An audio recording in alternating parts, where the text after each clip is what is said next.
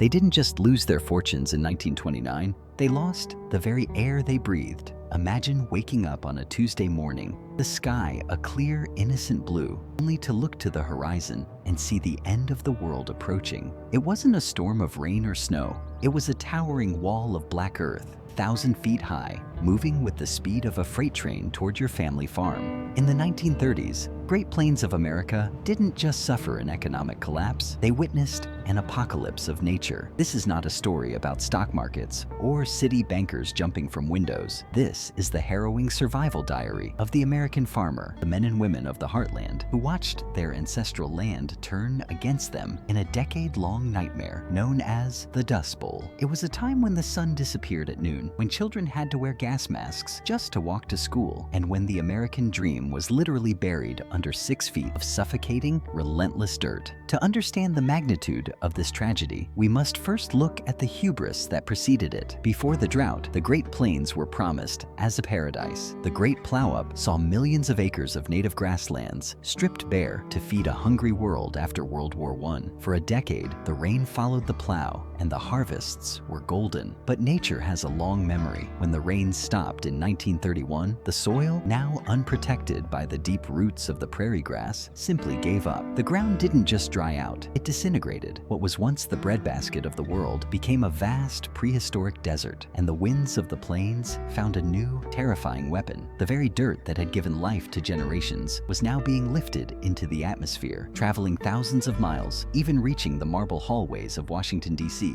as a silent witness to a man-made catastrophe. The Diary of Elias Vance, a cotton farmer in the Oklahoma Panhandle, describes a reality that sounds more like grim science fiction than history. By 1934, the drought had turned the soil into something resembling talcum powder. The wind, relentless and cruel, picked it up and forced it into every crack of existence. Elias wrote about the ritual of survival that became their daily life. Every night, they would seal the farmhouse windows with wet sheets and thick gummed tape, desperately trying to keep the outside world out. Yet, every morning, they would wake up with a perfect silhouette of dust on their pillows where their heads had lain. They ate dust in their bread, drank it in their milk, and felt it grinding between their teeth with every word they spoke. The static electricity in the dry, dusty air became a constant torment. It was so intense that shaking hands with a neighbor could literally knock a man to the ground, and at night, the barbed wire fences would glow with an eerie, ghostly blue sparks. It was a psychological torture, a grinding reminder that they were losing the war against the elements. But the most heartbreaking part of the Dust Bowl wasn't the loss of crops. It was the brown plague. Dust pneumonia began to claim the lives of the most vulnerable, the children and the elderly. Their lungs, filled with fine particles of silt, simply could not function. Parents watched in helpless agony as their toddlers coughed up gray slime, their little bodies unable to fight off the earth itself. In the diaries of mothers from Kansas to Texas, we find the same haunting prayers for a single drop of rain, for a wind that wouldn't kill, and for a future that didn't involve burying their children in the very soil that was supposed to sustain them. This was the cost of survival on the plains, a constant battle for every breath in a land that seemed determined to choke the life out of anyone who dared to stay. Then came the day they called Black Sunday, April 14th, 1935. It started as a beautiful, clear morning, a rare and precious moment of hope that felt like a gift from God. Families went out for picnics, neighbors dared to stand in their yards and speak of a turning tide. But by late afternoon, the air turned cold with a sudden, unnatural chill. Birds began to fly nervously in circles, and the horizon turned a bruised purple-black. Then they saw it, a monstrous, rolling cloud of darkness stretching across the entire world. It hit with the violence of a hurricane, instantly plunging the bright afternoon into a total, suffocating midnight. People caught outside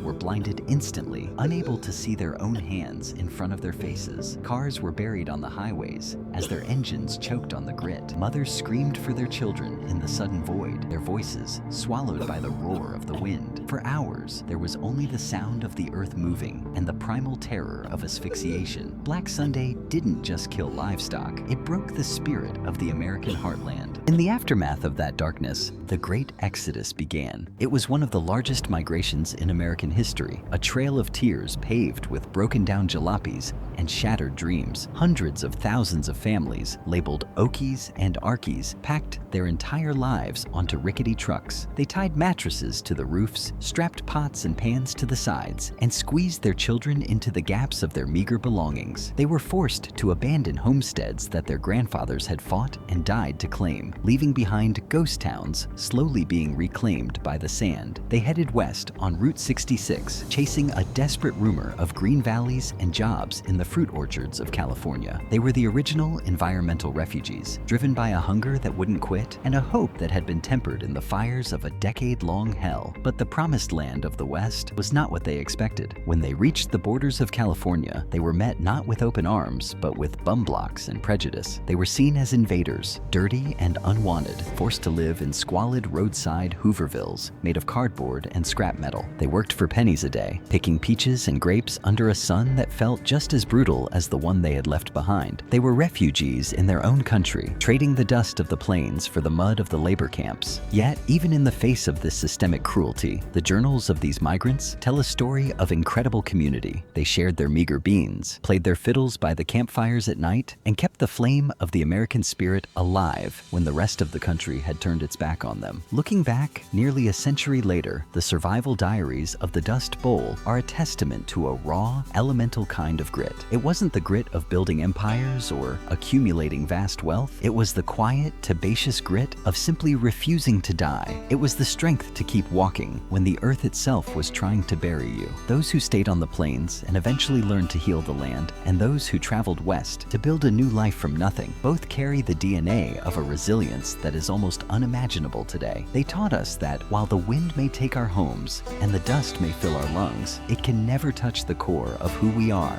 They are the architects of the American comeback, a generation forged in the darkest storms, reminding us that even after a decade of drought, the rain will eventually fall and the spirit will always find a way to bloom again.